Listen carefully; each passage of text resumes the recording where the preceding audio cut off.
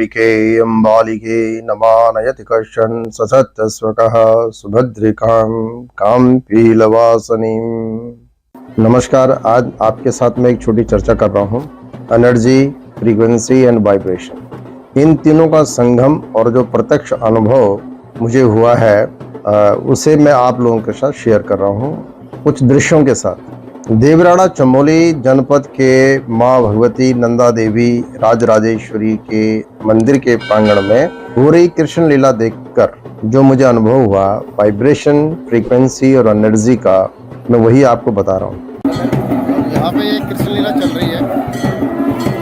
कृष्ण लीला इसमें पूरा महाभारत के कई बहुत सारे प्रसंग इन्होंने कवर किए हैं।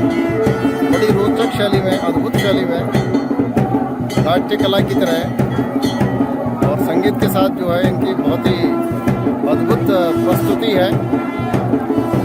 अपनी संस्कृति और सभ्यता को ये पूरी तरह से दर्शाती है। ये देखेंगे आप कृष्ण लीला। और ये जो स्थान है, यहाँ पे नारायण स्वामी पीले वस्त्रों में, लाटू देवता भगवती नंदा देवी का भाई सफेद वस्त्रों में और लाल पट्टे में भगवती नंदा देवी की जो वाइब्रेशन और एनर्जी उनके भक्तों में प्रत्यक्ष दिखाई दे रही थी, उसे हम सबने अनुभव किया।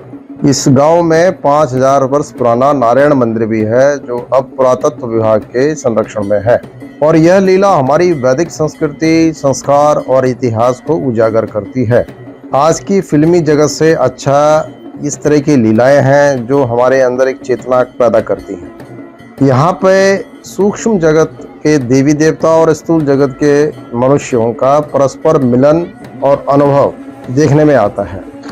इसके बाद अगले दिन सुबह मैं चमोली जनपद के अंतर्गत बधानगढ़ी दक्षिणेश्वर महाकाली के मंदिर भी गया। 3.5 किलोमीटर की खड़ी चढ़ाई थी जिसमें 800 सीढ़ियां थी। हमारी सांस फूल गई, पीठ पर पसीना आ गया।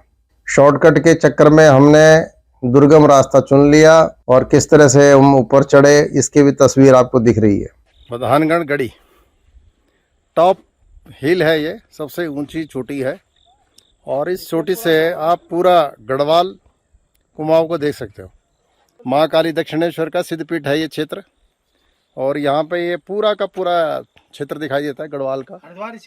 हरिद्वार ऋषिकेश तक दिखाई देता है ये। यहाँ पे पूरा घना जंगल है। यहाँ पे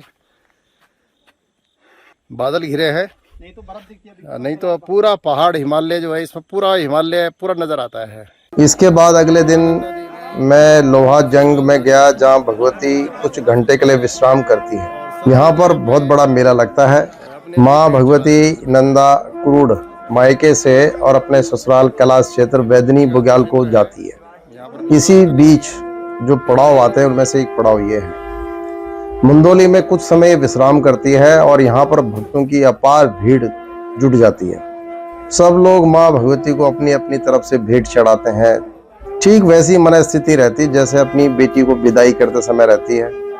सबके आंसू में अश्रु रहते हैं। भगवती की जब डोली उठती है और आगे बढ़ने के लिए चलती है तो आसमान से वर्षा की बूंदें गिर पड़ती, जो मैंने भी देखा।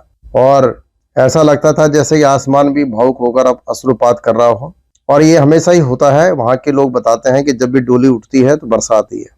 तो यहाँ तो प्रकृति और जीव जगत का बड़ा सुंदर तालमेल देखने को मिला। और यहाँ पर भी वही वाइब्रेशन, फ्रीक्वेंसी, एनर्जी का अनुभव हुआ। जब वो डोली उठ रही थी तो लोगों के रोंगटे खड़े हो गए। जब डोली चलने लगती है तो एक ऐसी फीलिंग आती है। आगे फिर बाण आता है और वहां से भगवती का भाई लाटू देवता धर्म भाई है, उनकी अगुवाई करता है। और ये यात्रा प्रतिवर्ष होती है। 12 साल में एक भव्य राजजात यात्रा होती है जो टेरी वंशज राजाओं के द्वारा राज छत्र के साथ और चौसिंगा खाड़ू बोलते हैं उसको, 4 सिंग वाला भेड़ साथ में चलता है। ये भेड़ भी अपने आप पैदा होता है 12 साल में, किसी के घर में भी होता है। जहां भी पैदा होता है तो ये देवी के नाम का तय हो जाता है। इसको मारते नहीं है, वहां जाके छोड़ देते हैं और ये अपने आप अदृश्य हो जाता है। तो यह यात्रा क्रूड से लेकर के त्रिशूल पर्वत तक जाती है और जहां पर होम कुंड है। इस यात्रा का संपूर्ण उत्तराखंड में बड़ी महिमा है और बड़ी मान्यता है। इस यात्रा से मनुष्य मात्र में एकत्व, सांस्कृतिक चेतना का जागरण, आध्यात्मिक शक्ति का जागरण, उल्लास और प्रसन्नता देवत्व का जागरण, ये सब अनुभव में आता है।